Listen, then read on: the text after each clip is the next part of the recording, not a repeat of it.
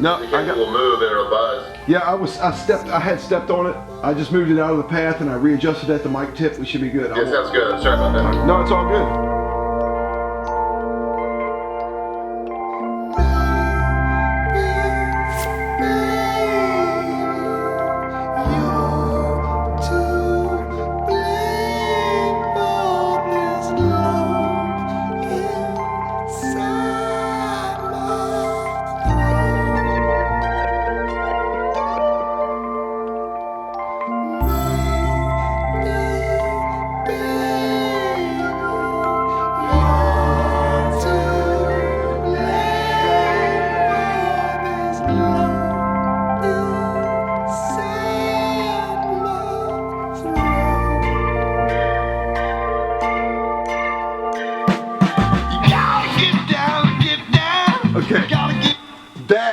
It's so tight and clean. I like it. I like the band being tight, but I don't know if the vocals need wetness or need to be tucked in.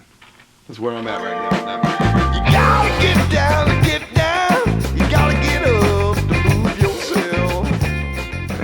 Honestly, it felt like this record was never going to get made. The record was sort of like approached and then left, and then reapproached and then left again, and it's like the Redheaded Step record. You know, it's. I really didn't think it was ever going to happen, so I'm really ecstatic about the fact that it's going to get made. Pie in the Sky was recorded right here at Elephant Ear Studios. This album has been made over the course of 15 years. Some of the tracks we recorded with Nate Griffith at Porter Street Pictures. We did a vocal track at Montrose Studio with Adrian Olson. We cut some drums on a track and some electric guitars with Lance Kohler at Minimum Wage Recording here in Richmond. This is the perfect example of the whole being greater than the sum of its parts. And I couldn't be more blessed and feel more lucky to have all of these great friends and musicians come through and contribute.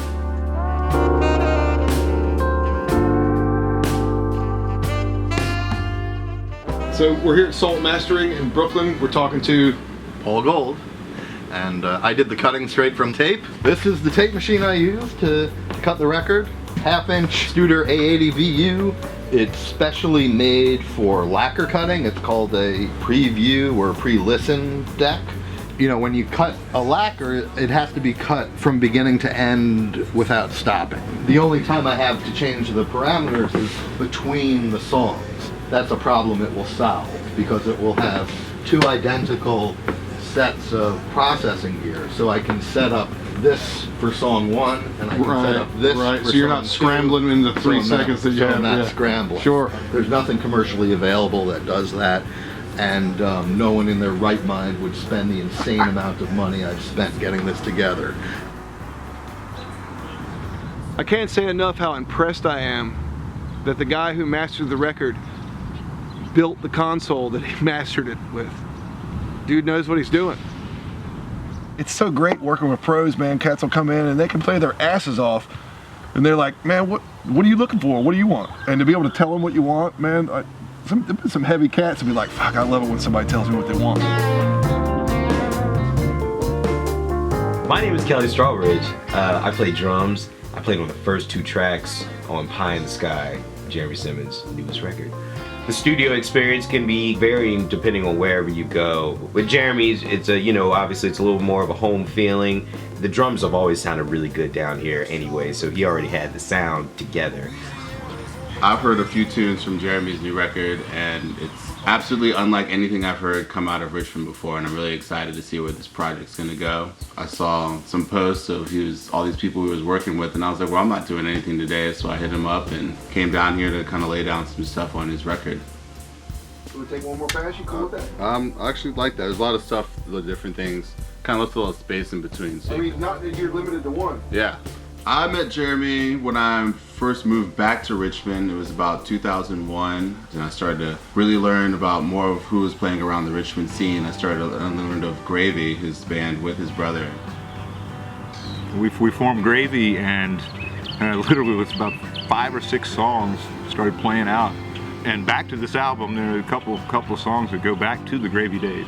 Eventually is one of them. I mean, there's probably some bootleg recordings around somewhere, but it has definitely metamorphosized into something completely different. In '98, we came back to Richmond, and 3 of the tunes on the record, I think three of the tunes on this record I wrote in '99, and we used to play out live with Gravy. Now you're talking about Gravy from the old days. Who would have thought that, or 13 or 14 years ago, that any of those tunes would have even made it this far, or made it onto a record? Glad to see these tunes have longevity to them, and they could still be around today. I mean, these songs are still standing up for me. Like, I still want to listen to these tunes, so I got to get them out there for everybody to hear.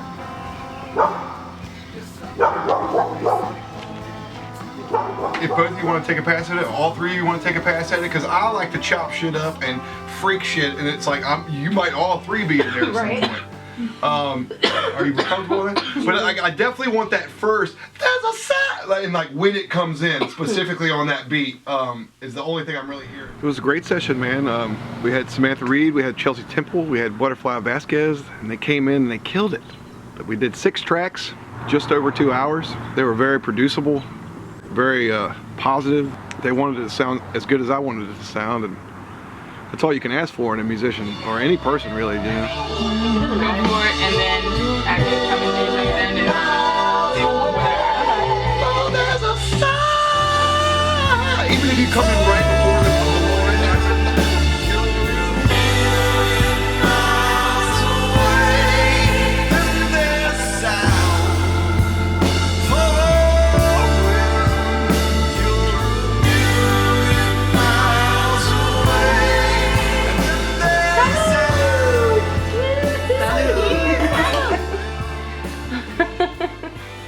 So I had an idea of what his music was like, but when I came over here, I really was kind of coming over here to listen, but it ended up in, me playing on his record, and the song, was in a little bit of a different time signature that I don't normally play in, a little bit of a departure, but that was great. I enjoyed that, and I really liked the hook in that song. So it's like that, then there's a sound. Love that. Did you call it crack? crack. Oh, it's definitely. Oh, believe me. And I'm gonna hold him. I told Josh I'd send him home with a piece. Oh, he texted me. Don't forget my lasagna. All right.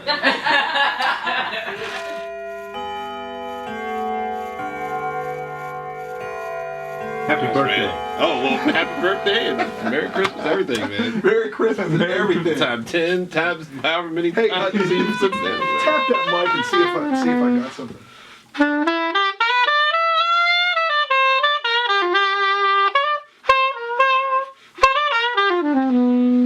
Why are you here today? So that I can join in and be a part of this whole huge musical love fest that Jeremy has going on.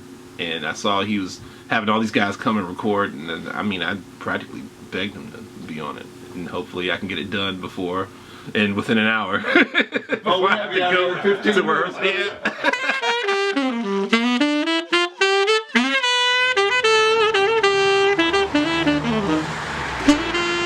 My name is Andrew Episarda. Play guitar on This Time on the Pie in the Sky album. Yeah, loved working with Jeremy.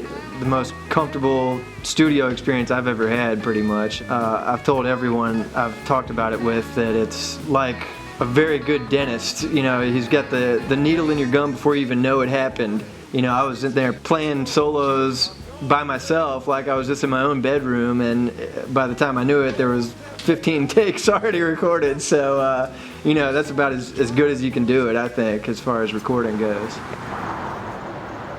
And that's the other thing, you know, the trust factor.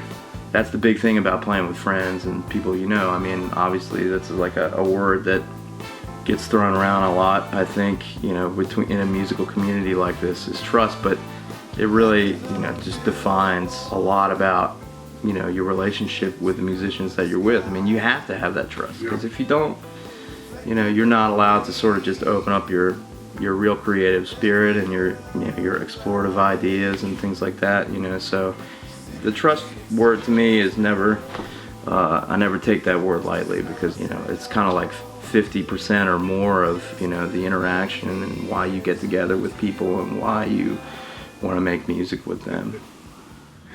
My name is Corey Fonville, and I play the drums. I'm grateful to actually be a part of this new album that he's working on. I'm only playing on one song, but I'm glad he gave me the call. I've had the luxury of playing with a lot of great musicians, and you know, in the jazz world and funk world, doing some of that stuff, R&B, neo soul. But Jeremy has something different to offer that, you know, I wanted to be a part of, and it was a good learning experience for me as well. You know, just to play something, do something different, out of the ordinary for me. About 2 years ago, Jeremy was living in Virginia Beach, came up to visit Nate and me. We started talking about some music ideas that he had and decided to record. What we got down became the songs Lump in My Throat and Cash Cow. It was really great to work together in that way, and I'm really happy to see that those 2 songs made the record.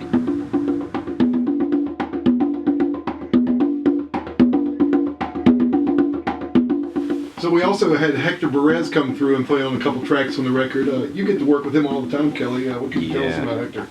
Man, Hector Perez, dude, he can help finish a song. Like, he can really help finish a song by adding a piece you don't even know that it was missing. And he somehow, he will be able to find something and just click into what is right for either the song or in live performance. I stay up at night anyway. It was a fun session. Laughed the whole way through. But yeah, man, we're close to wrapping this thing up. We start mixing on Sunday. So be cool. I'm excited. Man, I'm proud of you, dude. You've been working your ass off. Yeah.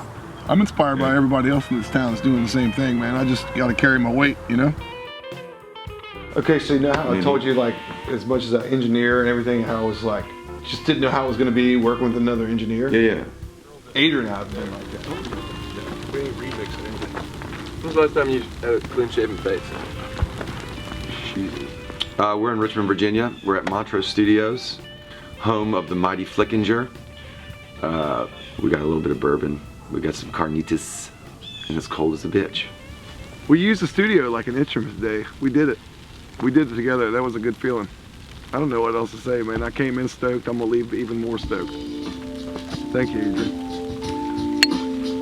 I forgot about that organ part in there. Yeah. Well, and now I've doubled your acoustic bass part with Cameron on upright in 2 octaves.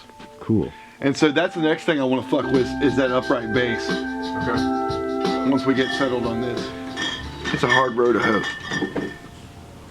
When we were making this record or any of these tunes that didn't even make the record, there was this undeniable kinship beyond being brothers, but like the fact that we just could hook up as a rhythm section and you didn't have to try. It was just easy. Being able to work with my brother Dusty, man, it's just year in and year out, it's just such a blessing. There's a lot of great drummers that I've played with over the times, and there's great drummers on this record, but there's nobody gets it done with me quite like Dusty does. Tape, tape, tape, you love it? I'm really excited for this record to be done. A, so I can have this record and say, hey, here's a copy of what I do. B, man, just so I can free all this clutter up in my mind and go forward. It's like, what is this next record gonna sound like? No, I can't wait to hear the final product, especially on vinyl. Big fan of that, so I'm really looking forward to hearing that version. Can't wait to work on future projects in Elephant Ear Studio. Very comfortable environment. Can't wait to do a bunch of work there, I hope. You know, I really like the record. I thought this, you know, I mean, not that it matters if I like the songs, because it's not my job. But, but that's a bonus. It's a bonus. It's always a bonus if I like the songs. Really excited to see the collaboration of all these great Richmond musicians come together into one project. As I've seen it happen many times in the past, and it's never been disappointing. So I'm looking forward to see where this is gonna go. The dude exudes kind confidence in everything he does, and I think success follows that, and really most people you see that succeed have those kind of stubborn traits, if you will, but beautiful human being.